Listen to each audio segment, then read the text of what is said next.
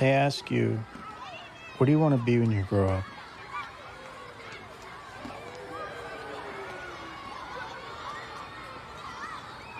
Later they ask, what do you do? Which is just another way of saying, what have you become? It's not enough to have a name. People need something to call you.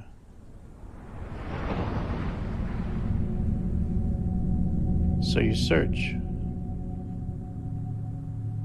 You look at the roles the world offers you, trying to find the one that reflects who you are.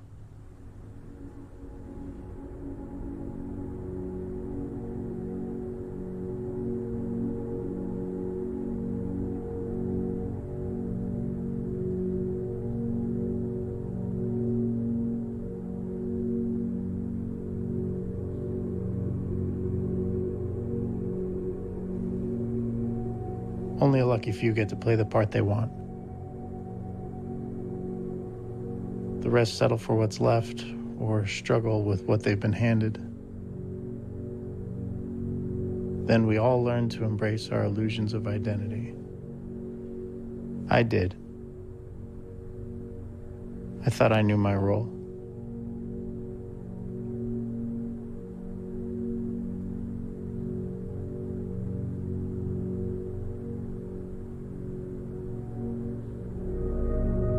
Then I met a man who told me who I really was.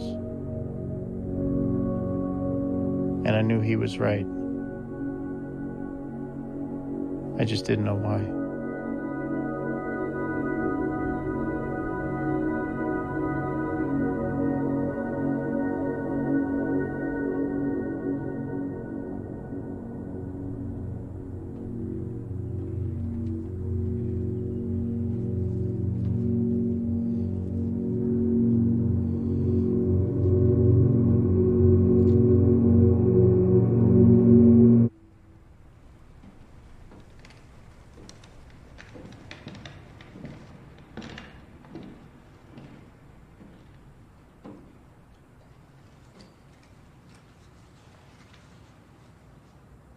We're here because I heard a story.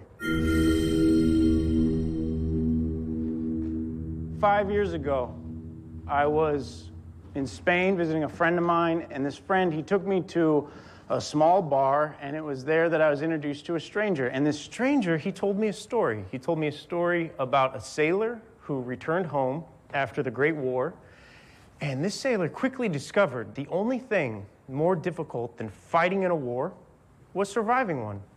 Because for him, without a war to fight, he felt lost. So this sailor searched for himself at the bottom of a bottle, only to find himself with no friends, no family, no prospects.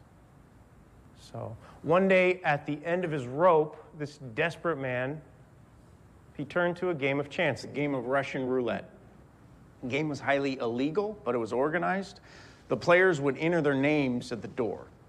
And when a player's name was drawn, they'd be escorted into a dark room full of a bunch of strangers. The strangers would proceed to place bets. They would decide the value of the player's life.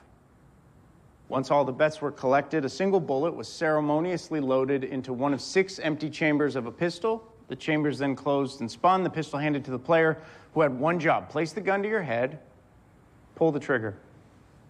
Your odds of surviving this game, winning, were 5 and 6. And if you won, you were handsomely rewarded. All your troubles were over. And if you lost, all your troubles were over. So, first time this sailor played, he won. But no one noticed him, and no one paid any attention to him. But the second time he played, people started to pay attention, and mostly because nobody who won this game ever came back the next day. And the third time that this man played and won, that was the night. That was the night the people gave him the name. They started calling this man the Roulettista.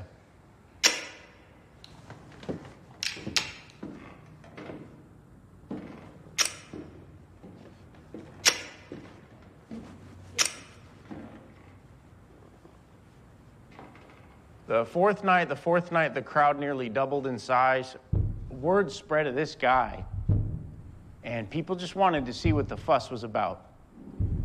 So again, the people, they all placed their bets, and again, he played. Click, and again, he won. It was about this time people started to speculate, okay, maybe this guy figured out a way to cheat at this game.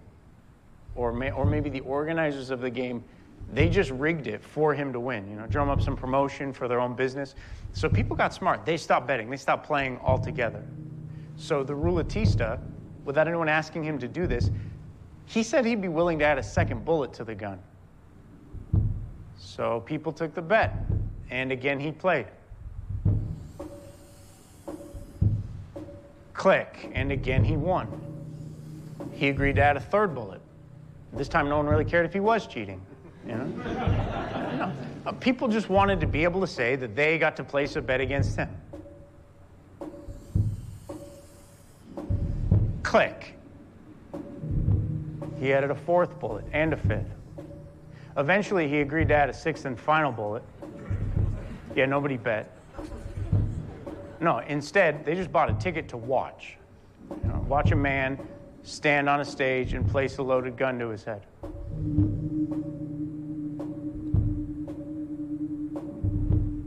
Believe it or not, for the first time in 100 years, there was an earthquake in that region. The building shook so hard, a beam fell right from the ceiling, knocked the gun right out of the Ruletista's hand. He took this as a sign. That was the night he retired. But he was wealthy at this point, though, so he got married. He had some kids, got himself some grandkids. He lived in the biggest house on the highest hill in his town. People, when they saw him, they would cross the street just to come shake the man's hand or to get the hell away from him. He was a living legend. One night he was asleep in his bedroom. He heard someone downstairs rummaging around. He went down to investigate, only to discover a burglar was down there trying to break into his safe. The burglar stood up and pointed a gun at the Ruletista. Ruletista looked back at the man and said, "Do you know who I am?" Burglar replied, "No." Fired a single shot. Killed the Ruletista right there in his own home.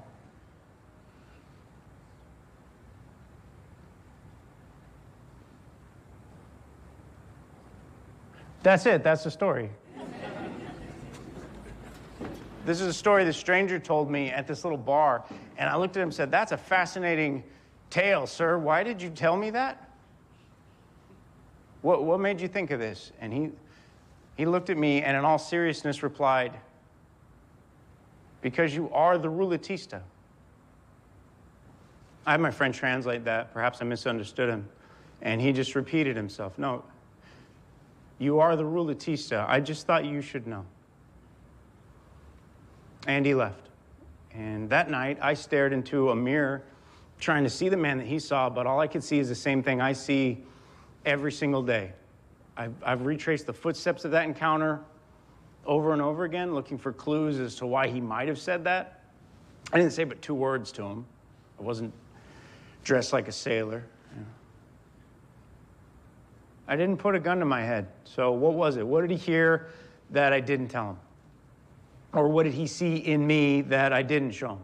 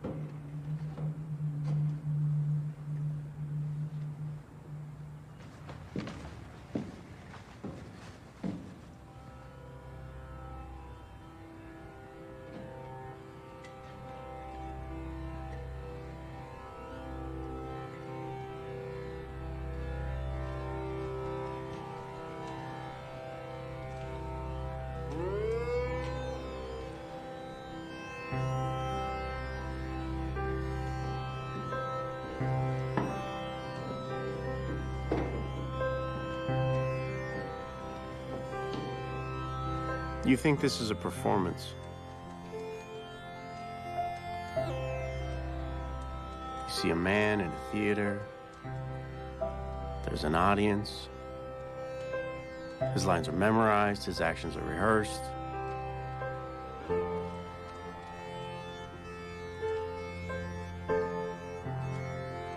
It is difficult to see past what this looks like. Hell, it's easy to lie on a stage. It's even easier to lie in a film.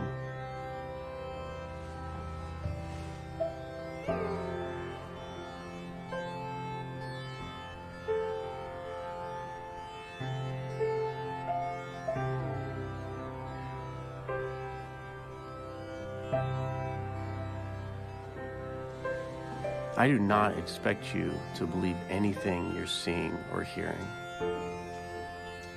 And knowing you won't believe me, that's the only reason I'm going to tell you the truth.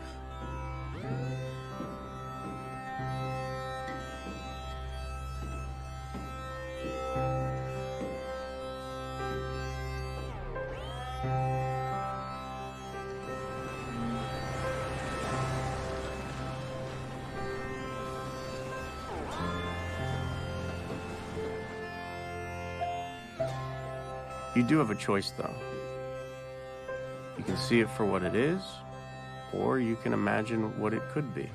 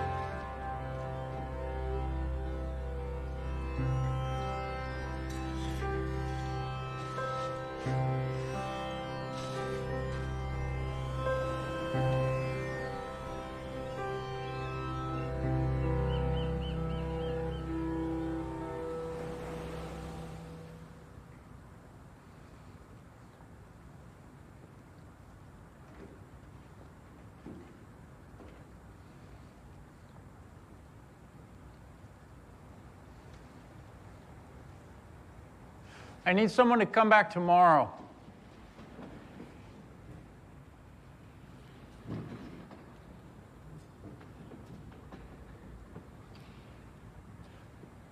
Okay. On every ship, there's a book, and this book is called a ship's log, and it was a sailor's job to write down everything that happened on a journey. They were supposed to write it down inside of this book. But long before modern instruments, this book, it wasn't just a record of the journey. It was a really important part of navigation because sailors used the stars and the sun to navigate. They would determine their location, and then they would write those coordinates down inside of this book. But from time to time on a journey, sometimes clouds would fill the sky, and it would be impossible for them to determine where they were. But on these days, they still needed to make an entry in this book. So on these days, sailors were forced to imagine where they were, and they had to write that down, and they relied heavily on the previous entries to help keep them on course. Eventually, the clouds apart, they'd find the stars again, get back on track, arrive at their destination. But the end result for that book, it told an honest story of the journey that had taken place, but it was composed entirely of information that was both real and imagined. We have a book, and in order for it to continue, I would need one of you to come back to our next performance.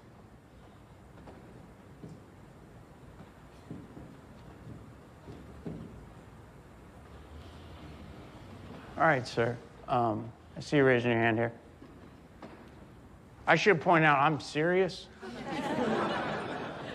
Are you comfortable with me referring to you as Mr. Tomorrow just for clarity's sake? Okay. Okay. Tomorrow, You will now be responsible for the most terrifying moment of the performance for me. It's the moment when I ask this question. Did the person from the last show come back?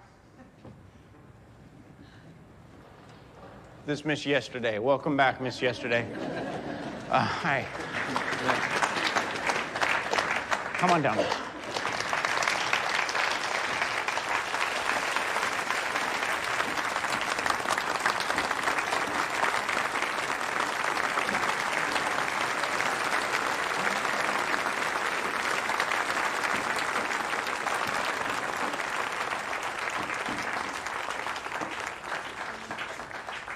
Thank you very much. Welcome back. Sorry, he's aware of this. The rest of you probably are not. This is the only time I ever get to look at this. So if you just indulge me for a moment, I handed this out on our very first performance. This has gone out to sea with someone else each and every day since, and it's remained out there, but it's always managed to find its way back to me in this moment. I've been asking people to document what they've been witnessing in here. And some people have made some really interesting artistic decisions in this process. Holy shit. Okay. Derek seemed to have a sadness in his eyes. And then... These are the first two pictures ever pasted in here. Pictures of the rappers Ice-T and Ice Cube. Oh, that was a good one. Yeah, a bit of an overachiever there. She interlaced it with lyrics from the musical Hamilton. Post-it note guy, he just went through the book and talked shit about everyone else.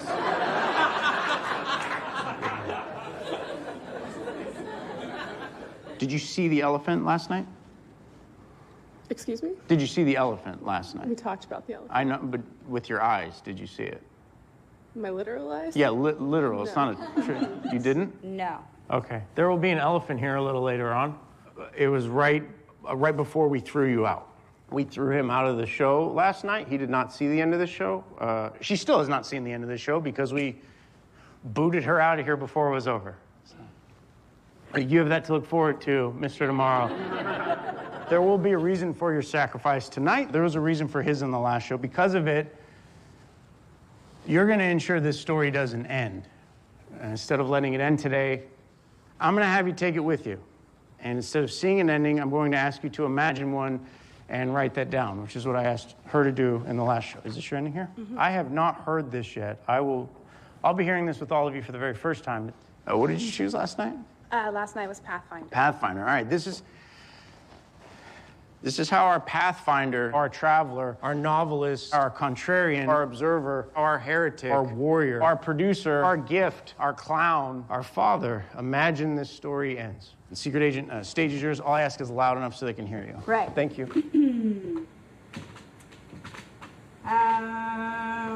By the time I left, I can't read my own damn handwriting. This is the scary part because I know this is the part I will have to read in front of everyone. But I don't have all day to spend time on a writing assignment I got from a show that I paid to see, so here goes nothing. How did it end? A bright flash, music crescendos, then silence. On the scale where Derek once stood is a full-grown elephant. The scale...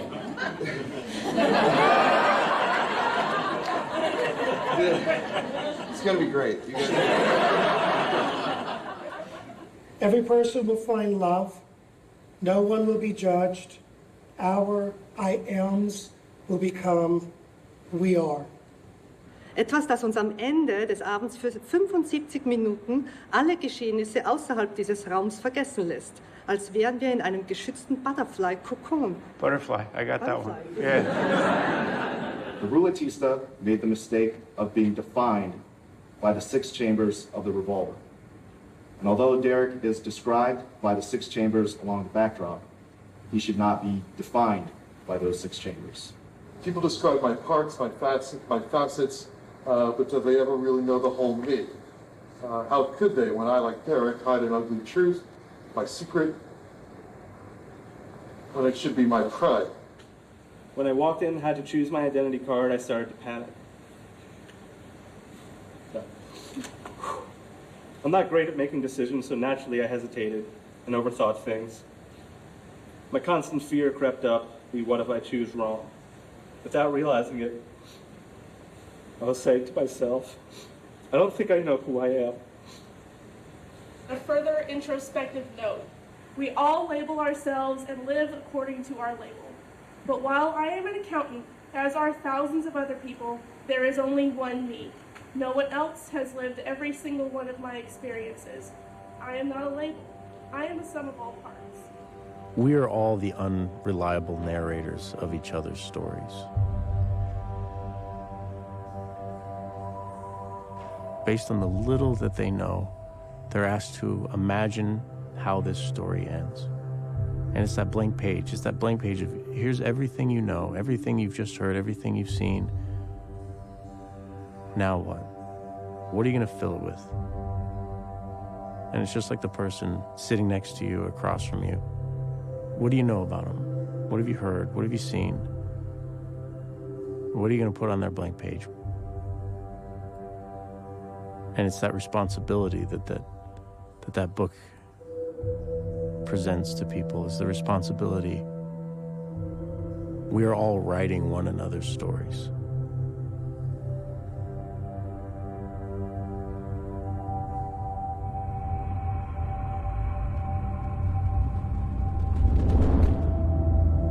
The Rulatista. Aren't we all gambling pieces of ourselves daily? Don't we all have something to lose? How do you know when you're holding a loaded gun?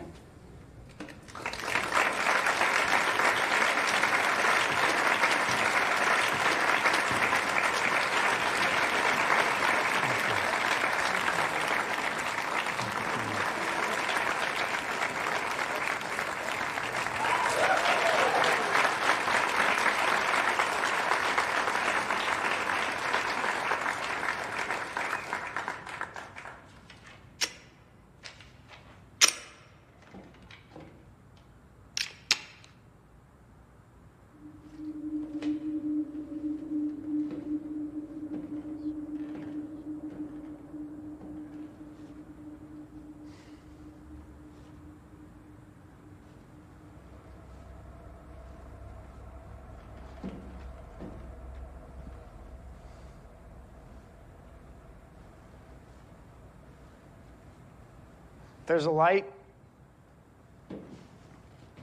This light happens every day. It happens at the same time every single day. If you stare out towards the horizon, right as the sun hits it, you're going to notice it's very difficult to decipher anything that's standing between you and the sun. This time is called the time between dog and wolf. This expression, the time between dog and wolf, it comes from the Middle Ages. It was a cautionary expression that parents would use to scare their children. Make sure that they got home before it got dark out. You better get home before the time between dog and wolf. At this time of day, it's very difficult to distinguish a friend from a foe at a distance. It's hard to tell the difference between a dog and a wolf. And by the time it gets close enough to you for you to make out what it really is, it's too late. I never saw this as a dangerous time, though. I always saw this as a time of possibility. You know? It's a very specific moment for metamorphosis. For me, this was the time when a dog could also be a wolf.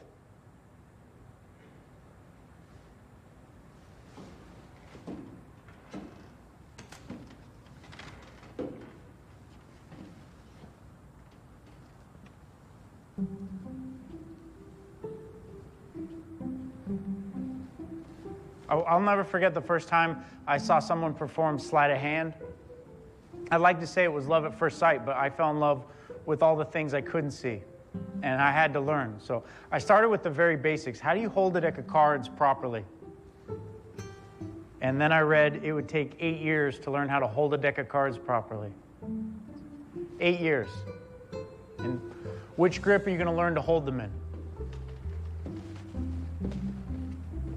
You're going to learn the mechanics grip, full grip, straddle grip, box grip, dealer grip. I couldn't decide, so I just learned them all. Taught myself how to shuffle, and you take one, and another, and another. Eventually, I could speed up. start throwing as many as I'd like. I learned the variations on these things, taught myself the cuts. I learned how to do them one-handed. I taught myself how to riffle shuffle using my leg.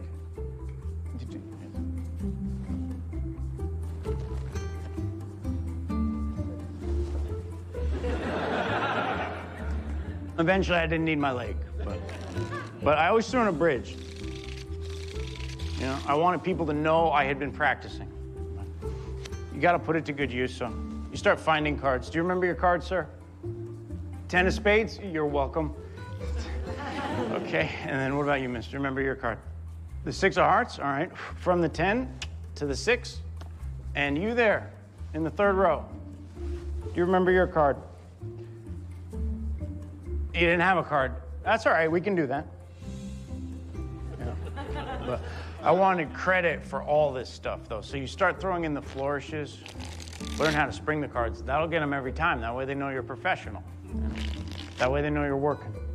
But you start to question that, and you think, well, maybe they'd like a waterfall more. I mean, that's a bit more nuanced. It's a little more elegant. Same thing with a fan. You learn a thumb fan, and then you think, you know what? Maybe they'd like a pressure fan more. I mean, that's got something a little extra to it. And what's better than a fan? I know, 2 fans. After you learn this, it's mandatory you get that headshot.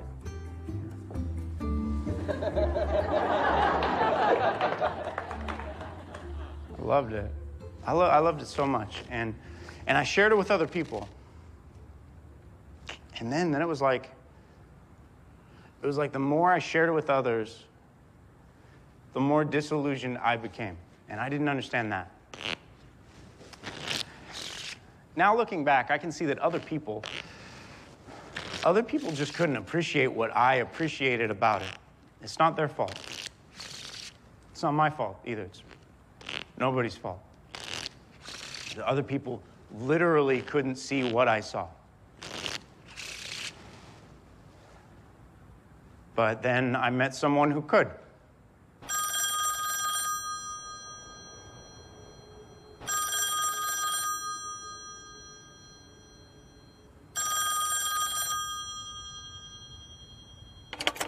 Hey, Wolf. Yeah. Hey, it's Derek. What's up? Yeah, so is it cool if I record this conversation? Yeah. Okay, so the last time I saw you, you told me about the first time you saw him. Yeah. Can you tell me that story again? So, that got me into this game. It's a game my older brother used to play in, and I'm sitting in this game next to this guy, and we playing. And at the time, I hadn't been in too many card games. At that time, I was mostly fucking around with dice. But, I'm in this game, and I'm next to this guy. And I ain't never met this guy before, but at that time, I ain't never met a lot of people. So, I'm sitting there, and he leans in the bed. Now, he confident, but real sloppy. So, he leans forward to bet, and I see what he's holding. He's just being lazy. And I think to myself, I got this motherfucker beat. Only problem now was keeping him in the hand. I didn't want to scare him off, know what I'm saying? So, I raised, and he raised, and that shit went back and forth. And I'm doing my best not to laugh at him, because I know this motherfucker ain't got shit. But I'm playing it cool. And I go all in. He calls. And we roll over our hands. And he had me beat. Now I'm thinking, am I hallucinating? Because I know what I saw.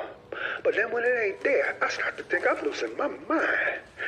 And I look up at this motherfucker, and he's smiling right at me. And he knew, and he's smiling.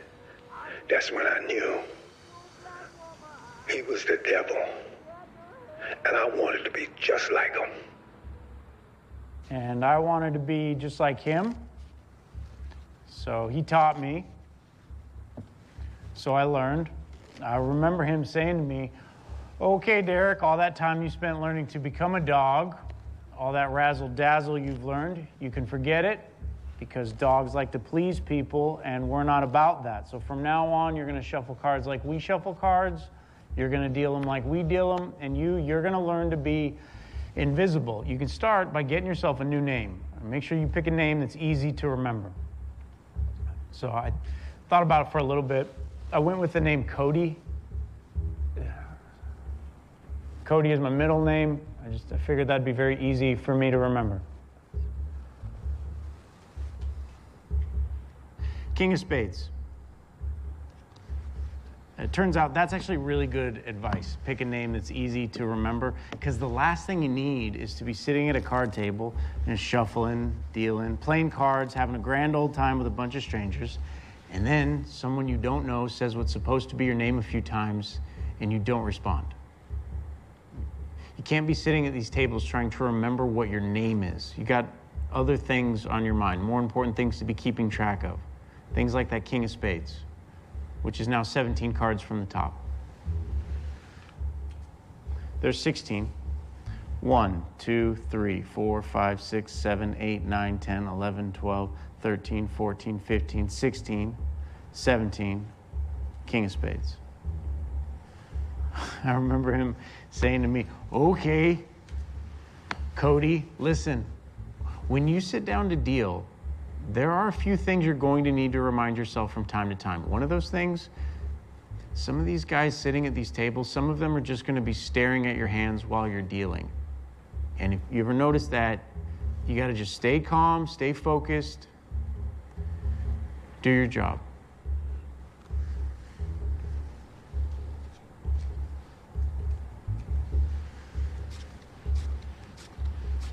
Now, you got to understand, kid, even if they're staring at your hands, they can't see what you're doing.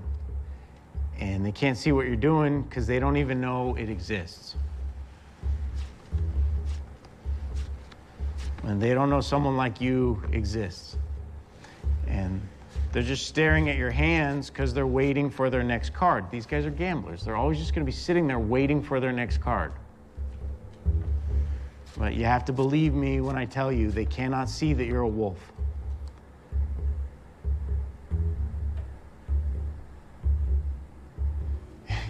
Didn't take long for me to realize on most nights one card was not going to be enough. On most nights you needed to find at least two. And on those bad nights, 3. And on those really bad nights, all 4. I remember him telling me, look, kid, when you beat these guys, they're going to get pissed. You learn to accept it now that they're going to get upset. It'll be a lot easier for you when you're actually sitting with them, and then you hear these guys start to whine about losing. When you hear them start to bitch and moan, or when they start yelling or making threats. I mean, you got to understand, kids, some of these guys might have the nerve to accuse you of cheating. And if that ever happens, you got to take a moment and remind yourself of the truth. They just lost all their money. So they're furious, and you're one of the only people in the world that they can take that out on. They don't know that you're a wolf. After their shuffles, they always insist that you pass the deck so someone else can give it a cut. I guess they thought this sort of procedure would keep the wolves at bay. I don't know. I remember being told, look, you got to let them have those types of illusions, Cody. You always want them to have their illusions. 4 kings. From the middle.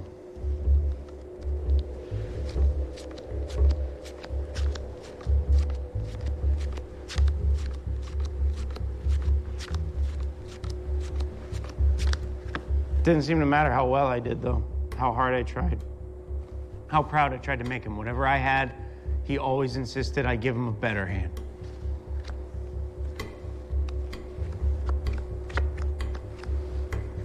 That at the end of the day is the problem I found with hustlers. These guys, they really only care about one thing, money. And the sad truth is you can make as much money on any given night with one move. One great move can win you the same amount of money as every move combined. So a lot of these guys, they only bother practicing one thing. And some of them become the best in the world at one thing. I spent most of my youth tracking those few men down, asking them to teach me what they've learned. And I learned a lot of great lessons from them, but the best came when I was 17 years old. I got on a Greyhound bus. I went to Denver, Colorado, looking for the man when it came to one thing. I found him at a pool hall, introduced myself. After some convincing of why someone like me would be looking for someone like him, he took me into a room in the back where there was a card table, and he set a deck in front of me. He said, "All right, kid, let's see what you got." This was like the old gunslinger testing the kid, you know, see how fast he is. I didn't hesitate. I took the cards, I started shuffling, and I'm sitting there looking down at my hands thinking, oh wow, this looks good. I've been practicing.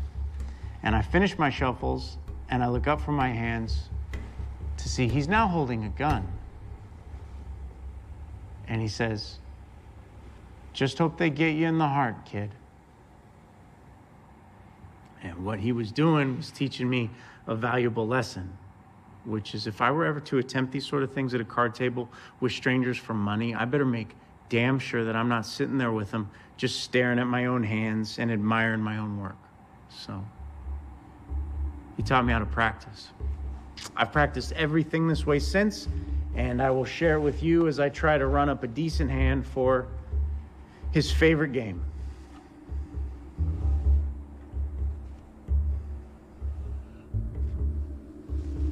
Bridge. The idea here in theory is pretty straightforward. Specific cards get shuffled into specific positions, hopefully. In this case, we're looking for as many of the spades as we can find so that in a moment, when I'm dealing, the deals can be fair because right now it's the shuffles that are crooked.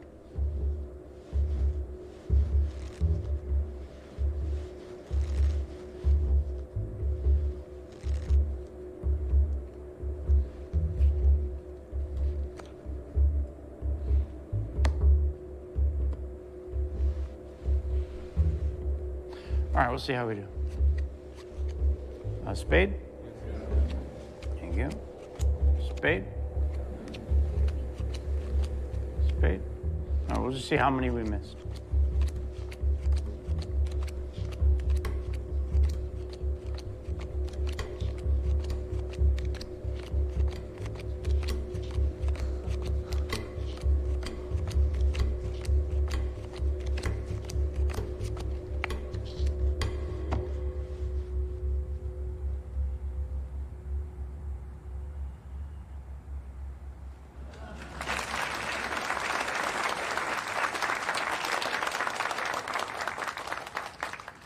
Yeah, okay, good. No, I finished this before. I've had people say, that's awesome, but they're not in order.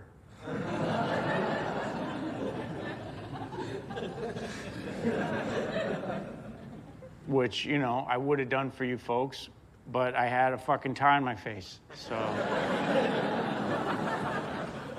For any perfectionists that might be here,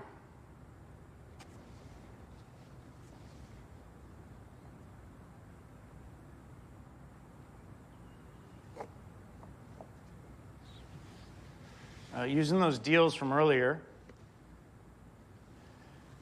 starting with the ace of spades, you should be able to bring it home like this. Ace, 2, 3, 4, 5, 6, 7, 8, 9, 10, jack, queen, king. Now they're in order.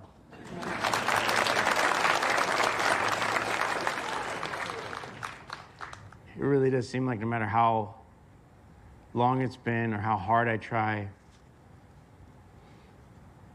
I've still got a whole lot of wolf in me.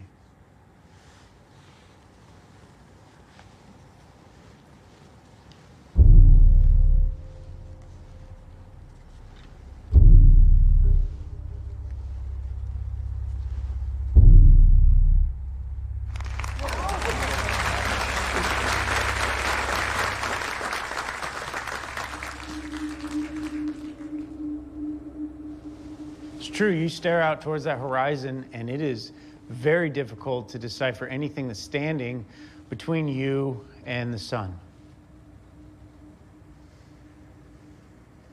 But if you are willing to turn your back on the sun,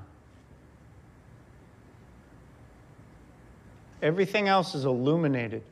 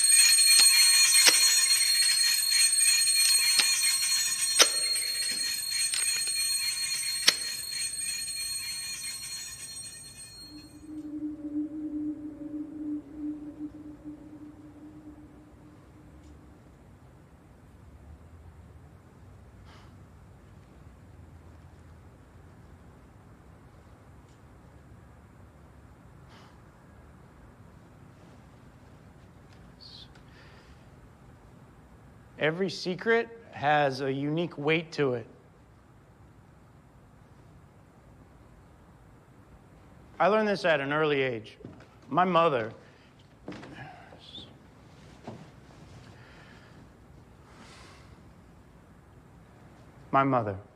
she had me when she was only 17 years old. And my father, he was a little bit older than she was, but he decided to split town right when he found out she was pregnant. But my mother, she managed to work I don't know how many jobs and go to school, and she still somehow found the time to tuck me in at night. I mean, she found the time to read me bedtime stories. And I honestly don't know how she did it by herself for so long. But when I was 6 years old, that all changed. I don't remember if I was already asleep or about to fall asleep, but I do vividly remember being thirsty. So I remember grabbing my little cup off my nightstand, leaving my room, going down the hall past the living room to discover, oh, hey, the TV's still on. And there on the couch is my mother kissing another woman. And this, for me, is confusing. My mother, she sits me down. She introduces me to a very nice lady and proceeds to gently explain the nuances of love between two human beings.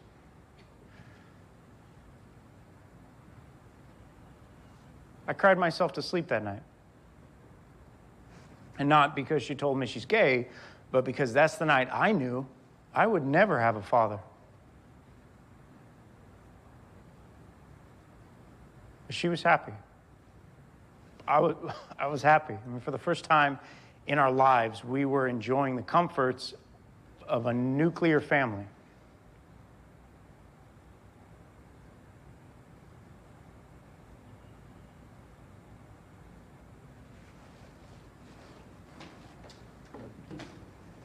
My best friend at that time was a neighbor kid. His name was Ryan, and my playtime with Ryan consisted of riding bikes, playing tag. We used to pretend we were pirates in a sandbox. One day I told my best friend, Ryan, about my new mom. And the next day Ryan told me he couldn't be my friend anymore. That's what he was told. And then I remember coming home from school and finding a Bible on my doorstep. And I remember hearing the sound of glass shattering and then finding a brick. And I remember hearing picketers and learning the words faggot and queer and dyke. And learning that all three of those words meant the same thing. Mom.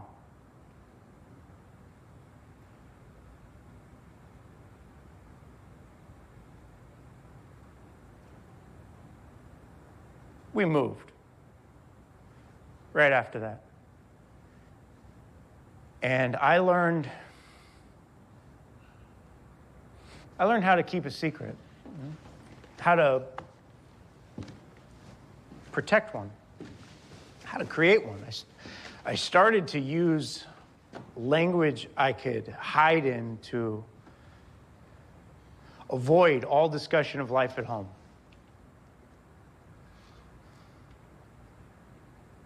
And I developed rituals. If a new friend were to come over to my house for the very first time, I would ask him politely, hey, do me a favor. Wait outside here at the front door. I'm going to go inside. I want to make sure the house is clean for you. And cleaning meant me running around the house, hiding all the rainbow flags and Indigo Girl CDs and, hiding anything I thought might expose me for who I wasn't. Hiding all of the evidence of my mother's pride.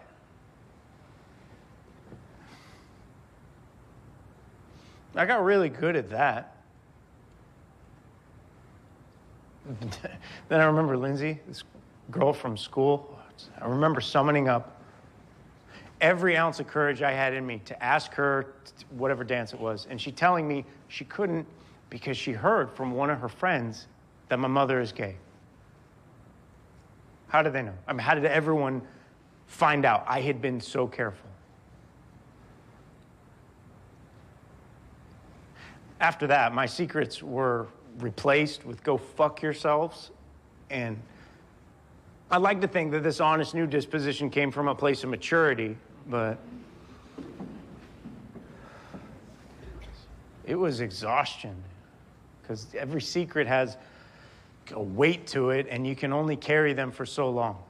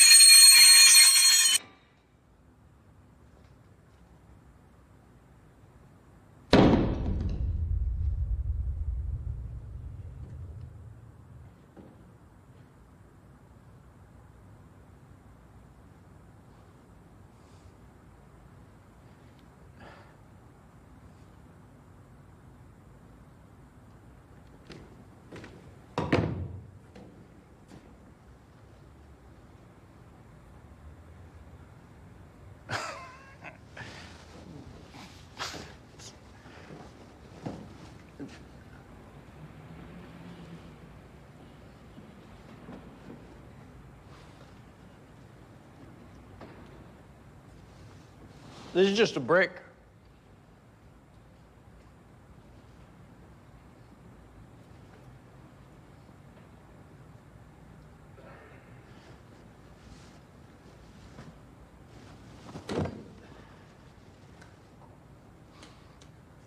This is just a brick. But it's going to be very difficult for any of you to see it that way anymore. This brick was painted gold, and it was placed on this stage, and I just told that story. I mentioned a brick in that story. I sat right here next to this brick when I mentioned it, so it's going to be very difficult for any of you to see this as just a brick now, because you know too much. You know that story, and that is what you will think of now when you look at this.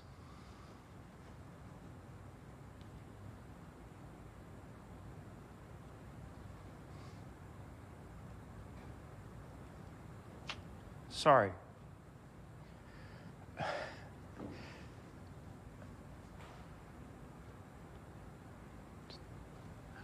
I can help with that.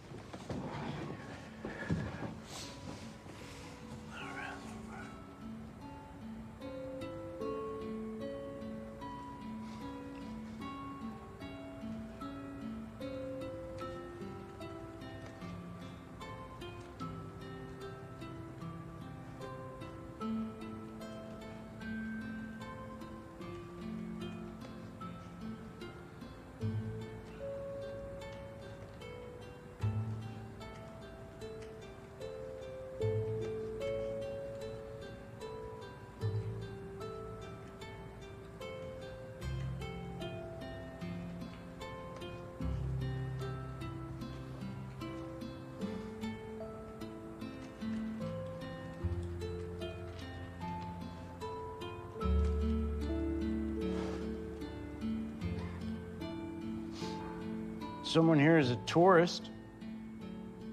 Tourist, wherever you are, please raise your hand.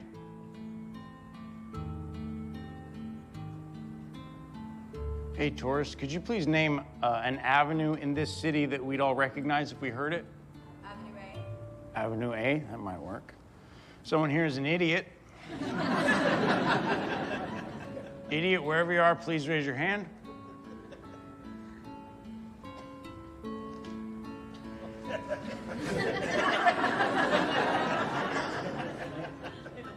That's about right. Again. Someone here is a film buff. Film buff, wherever you are, please raise your hand. Hey, film buff. Could you please name a street that intersects with Avenue A that we'd be familiar with if we heard it? 3rd Street. 3rd Street? 3rd Street and Avenue A. Thank you both.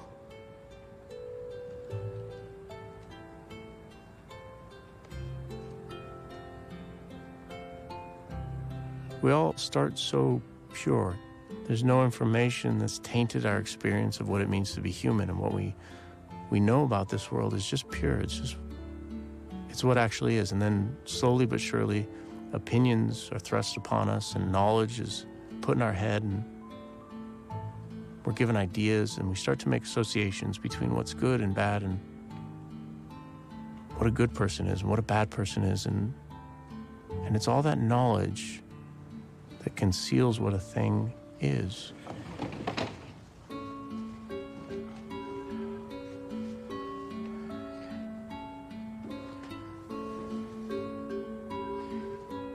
That brick is now on the corner of Avenue A and 3rd Street. And it's sitting there right there on the corner. And people are walking right by it. People are driving right past it. And if you go there, just look, just observe, and you're going to notice not a single person stops to look at that brick. Not a single person takes a moment out of their day to look down at the ground and go, oh, hey, there's a gold brick here on the corner of Avenue A and 3rd Street. What is this brick doing here? Nobody does that. And nobody takes that moment out of their day to acknowledge that brick's existence because they don't care. And they don't care because they don't know anything about it. They don't know where it's been. They don't know its story. Only the people in this room know anything about that brick right now, and to everyone else on the planet, that's just a brick.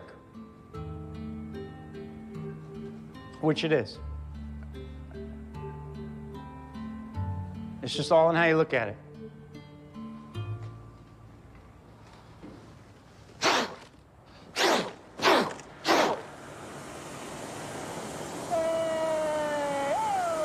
How does that feel, honey?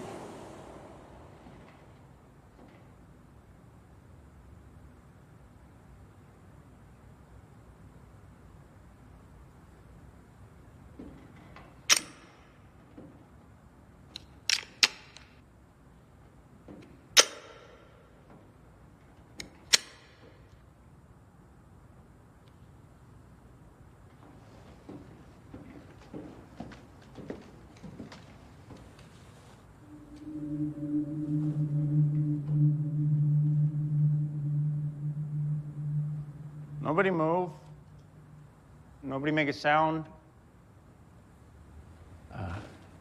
Can you please choose somebody for us? Who'd you get? You see it? Okay. Nobody move, especially not the stabilizer, the gentleman, the czar, the mediator, the teacher. What does a reflection look like? You don't need to think about it. We have one here. Reflection. Wherever you are, please raise your hand. I promise no harm will come. Hey, reflection. Could you please stand up? And if you could just turn around real quick. Ladies and gentlemen, this is what a reflection looks like. Thank you very much, reflection.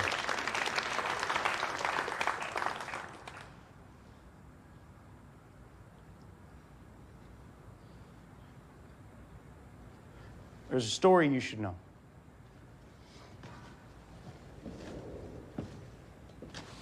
There's a story all of us should know. This story is about these 6 dudes, and these dudes, they're walking through a field, and they come across a thing, and they don't know what this thing is. So these guys decide, instead of just moving along, instead of just minding their own damn business, these guys decide they're going to stop. They're going to investigate, and by God, they're going to figure out what this thing is. There's a problem with their idea. All 6 of these guys are blind. And even though they're all touching the same thing, they're all touching a different part of it. So each guy thinks it's a totally different thing. For instance, the guy at the front of this thing, he's touching this part. Feels all long and round, gets thicker towards the top. It's kind of rough, almost scaly. It's wet at the tip. Oh, hey guys, back up. It's an enormous snake. The guy at the opposite end, at the back end, he feels something similar but different. It is long and round back here. It's not very thick, though. It's kind of the same width all the way up. It's fuzzy at spots. It's fluffy at the end. Hey, man, it's not a snake. It's just rope.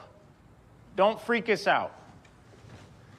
And the guy touching the side of this guy's touching the big, broad side of this thing. This thing is so big and so heavy and hard, when he presses up against it, it doesn't budge. It doesn't move an inch. So this guy, he thinks it's a wall. And the guy just below that, he's got his arms around this part here. That feels like a tree trunk, gentlemen. There's another one, and another, and another. It's 4 tree trunks, guys. And the guy on top of this thing, I don't know why there was a guy on top of this thing, but he's up there. He's feeling around, and he feels this part here. It feels kind of leathery, shaped like a fan. Oh, there's 2 of them. It's like 2 big fans, guys. Anyways, the point being, these guys argue amongst themselves for quite a while, and it was not until they learned to communicate and work together that they were able to see the thing they're all touching is just an elephant. Now, this is an old story. There's lots of versions of this really old story from all around the world.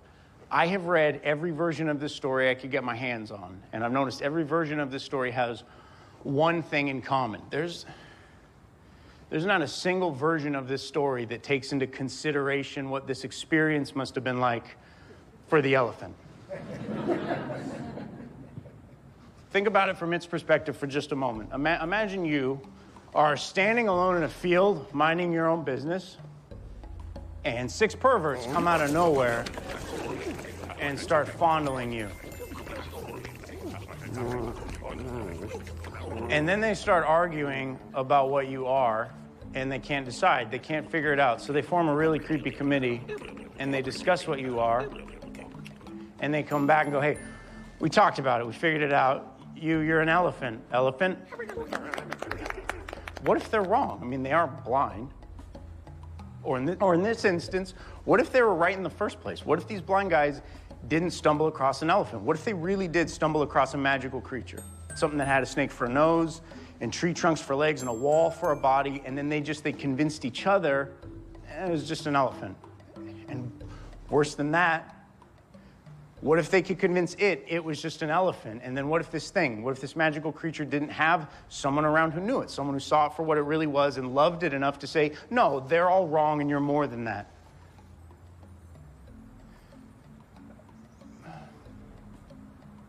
I don't know. Maybe that's why we don't see those types of magical creatures roaming around anymore.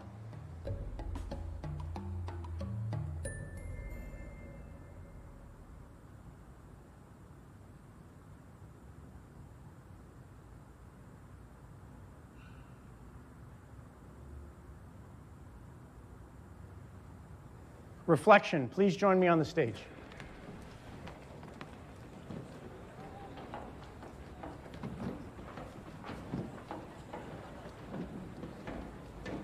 Hi. Pleasure to meet you. Take a seat. I'm going to grab my chair. I will explain what's happening. I've been doing my best. I've been doing my damnedest to keep an antiquated form of communication from going extinct. In other words, I've been having letters sent to me. And I have enough here for almost everyone, but it doesn't matter.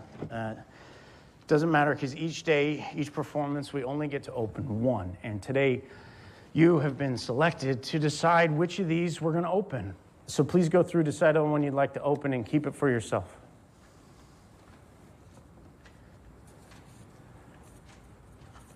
This one. Okay, I'll take the rest. I'm just going to point out a few things that you can see right now that most of them can't. First of all, you may have noticed all of these are actually addressed to me, to Derek Delgadio, care of the Daryl Roth Theater. That's me. That's this place. Second, you may have noticed all of the return addresses have been removed. And finally, if you turn it over on the back, you'll see this is cousin, friend, what did you say? Sister. Sister. Grandfather.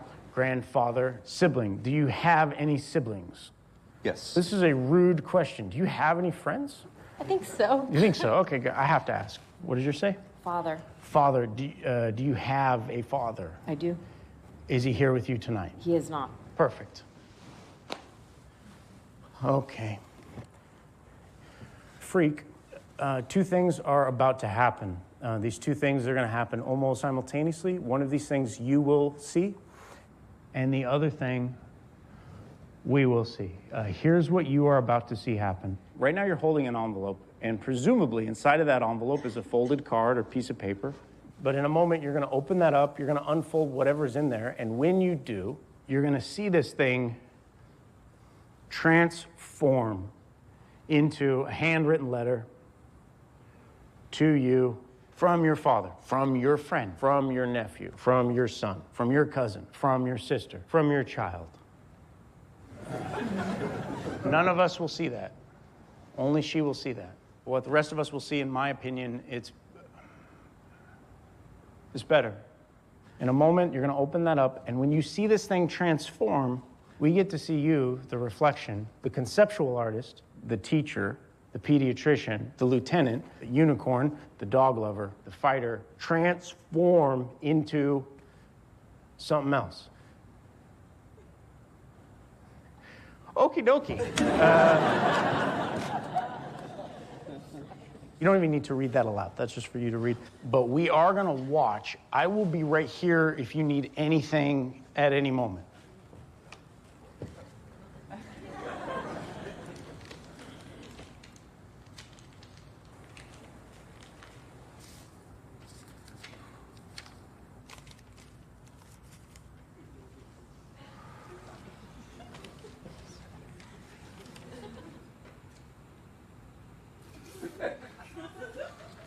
Oh, what? No. What the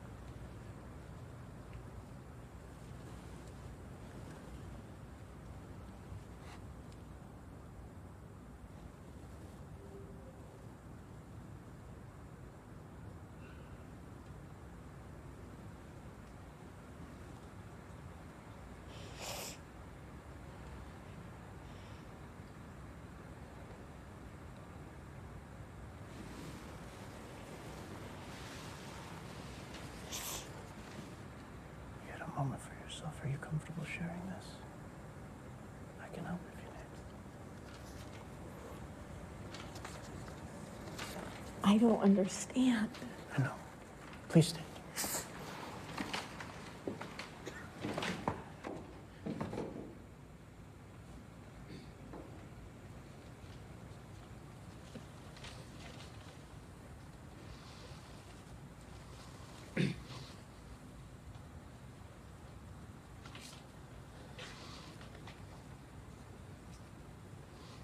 To the Harry Gary gorilla, despite being away from home for 10 years, I want you to know you're still a big part of my life and very big inspiration. You are everything to me. You are amazing to be around because you are smart, witty, and beautiful inside and out. I'm not sure that I've ever completely conveyed to you how proud I am of you. More than anyone I've ever met. You have a strong moral core and the courage of your convictions. Whether you are standing up for the little guy against the big football players, like you did in college, or starting your venture to teach adolescents how to live an ethical Jewish life. I am truly lucky to have found a friend as awesome as you so late in life when it gets really hard to do so. I want to tell you how much I admire your independence and your strength, especially to get through the tough times in life. I love our common love of dachshunds and Chardonnay. Just in case you haven't noticed, your mama is proud of you. And then she signed at 63, Just family shorthand for I love you. I look forward to many more happy years of friendship and worldwide travels together. Love, Ducky. P.S. There's nothing like El Baño at the 717. El Baño? That's the bathroom we used to get high in.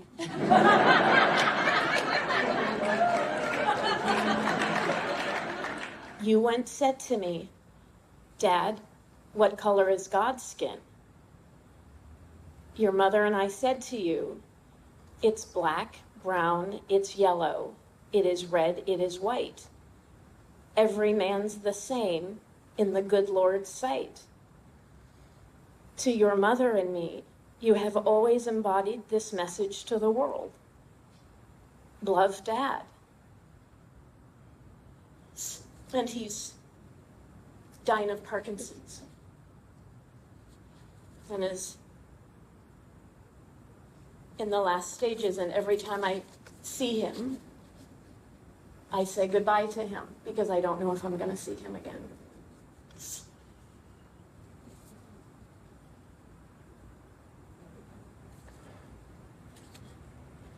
I don't know if you all saw the moment. I no longer see a reflection on this stage. I see someone's daughter. I no longer see a free thinker on this stage. I see somebody's son.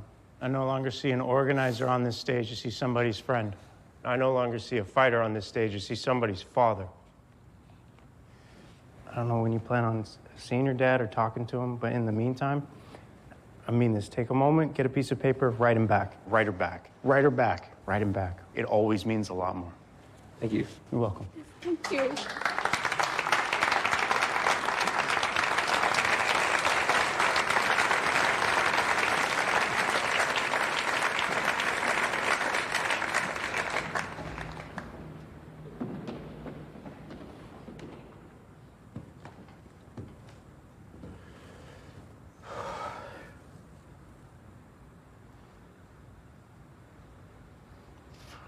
Mr. Tomorrow? Mr. Tomorrow? Hi, Mr. Tomorrow. Pack your shit, it's time to go.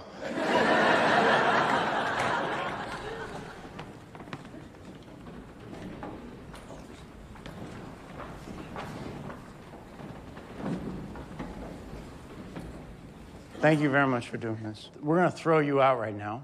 I don't want you to feel like you're being excluded from this. It's easy to feel that way in this particular moment, but I assure you it is quite the contrary, because in a few moments, all of this, it's going to end for all of them. And whether they all know it or not, when this ends, they will have decided what it is. And they will have decided what I am. But not you. But not you. But not you. But not you. For you, this is going to remain a mystery a little bit longer, and this story is going to continue now because you're going to take it with you. And that means it could be whatever you want it to be. I'd like you to write down what you saw here up until this moment, just as you saw, like a recap for us. And then more importantly, I want you to imagine how this story ends. It could be anything you want. Give us an ending. I will have you read that imaginary ending to the nice people that come tomorrow. And then someday, if someone were to read all of this, it's going to tell them an honest story of everything that has ever happened here, even though it's composed entirely of information that is both real and imagined. I'm grateful you're a part of it. I'll see you tomorrow.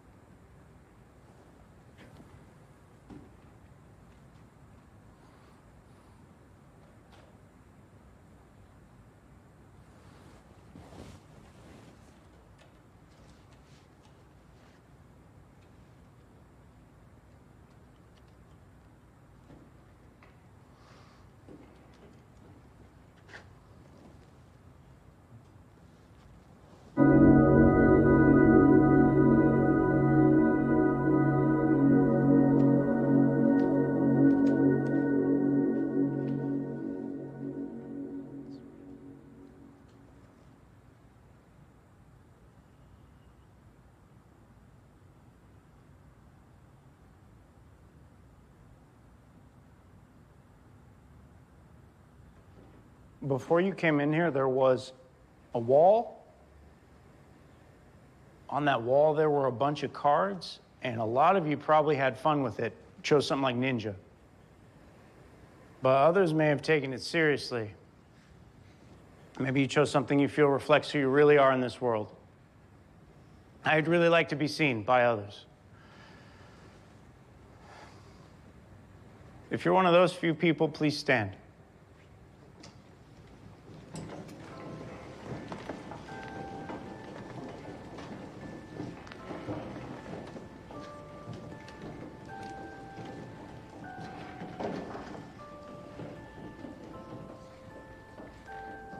I remember reading that true identity, and not just identity, true identity is that which exists within one's own heart and is seen by another.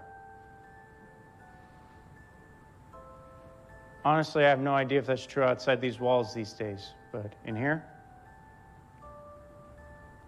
I see a bartender and a curiosity and a heavyweight. And an individual, and an achiever, a singer,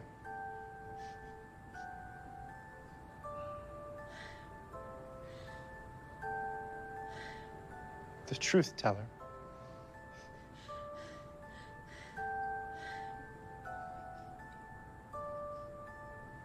a soother, and a lover, and a stargazer. They're gonna regret it, the one that got away. An explorer.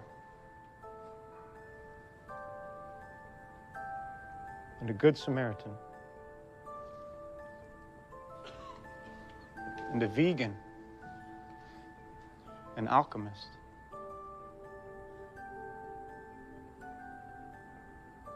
An independent. A maker, and a good time. If I'm right so far, you may be seated.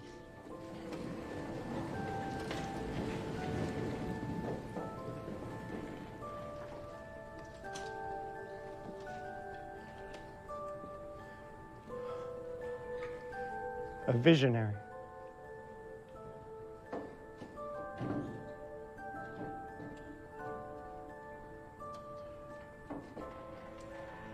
Keep up the good work.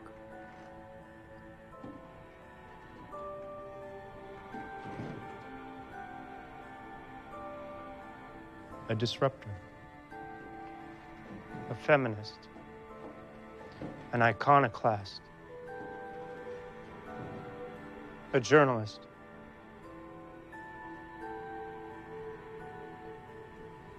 Counselor. A life coach. A fish out of water, a public servant, a reconciler,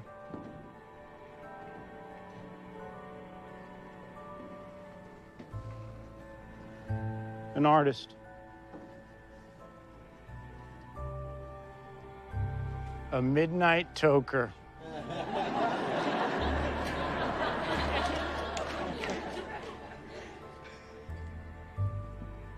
An introvert. Sorry to make you stand.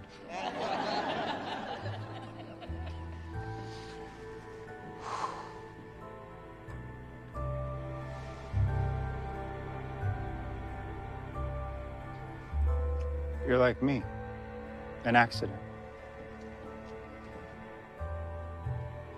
A traveler. A mystic.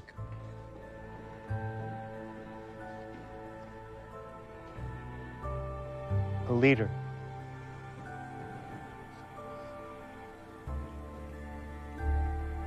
A skeptic. An anthropologist. A nurse. A makeup artist.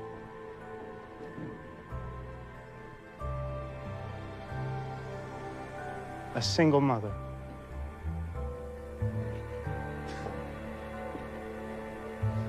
An adventurer.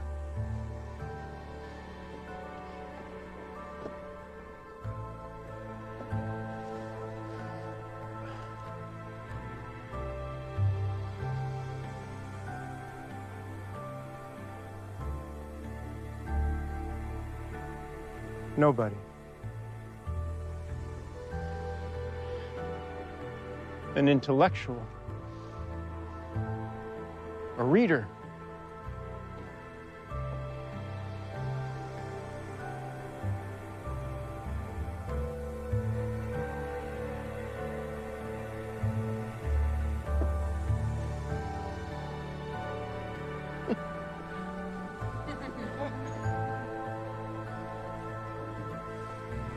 A real mensch.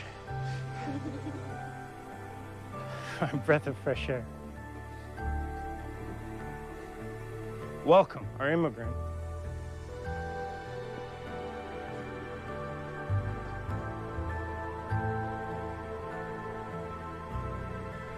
My brother.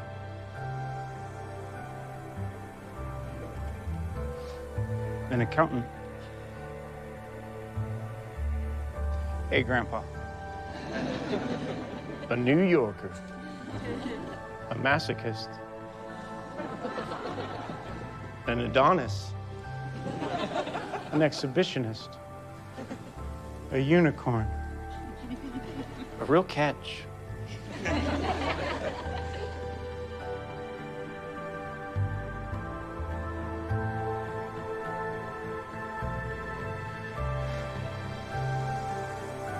Hi, Mom.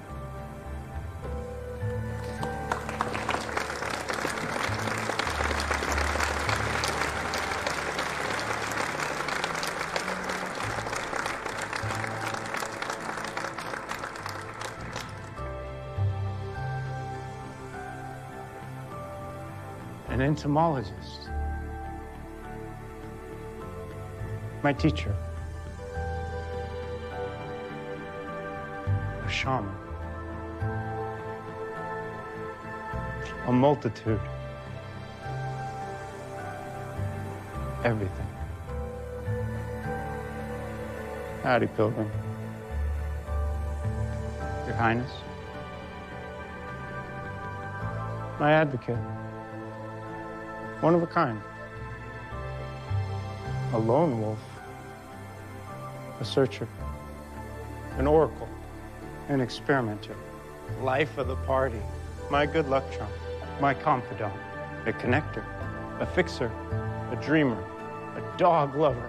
A believer. Possibility. An interpreter. An organizer. And you, miss, you are a storyteller. Please sit down.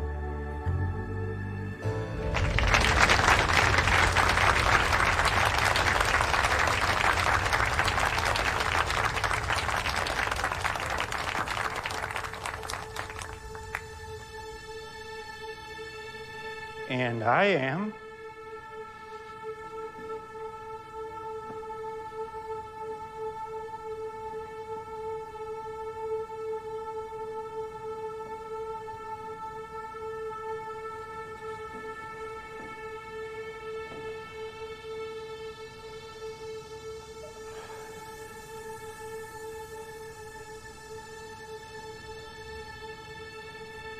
the Rulatista.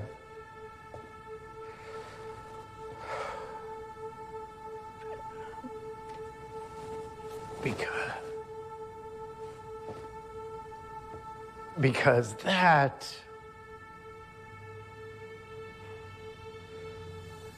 how he saw me. And then that's how I started to see myself. And now I come here day after day after day, and I stand in a dark room full of a bunch of strangers, letting them decide the value of my life while I load up 6 chambers and attempt to defy some odds. So yeah, I am the Rulatista.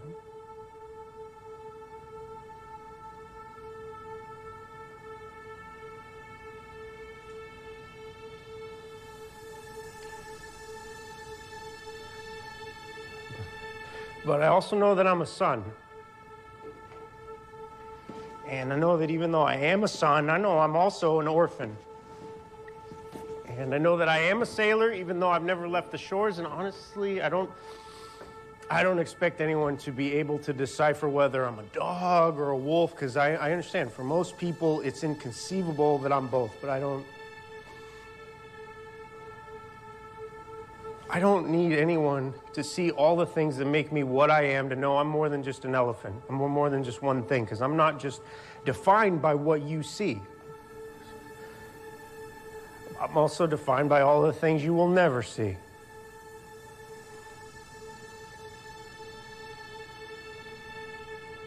We all are. And I see that now.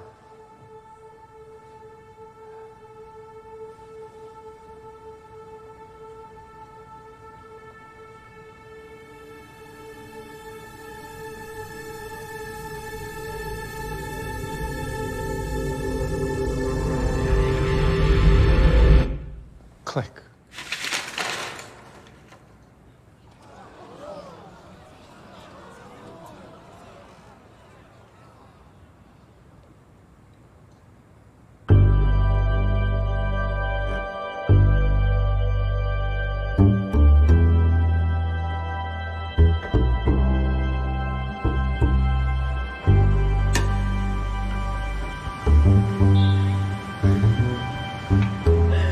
Holy fucking shit.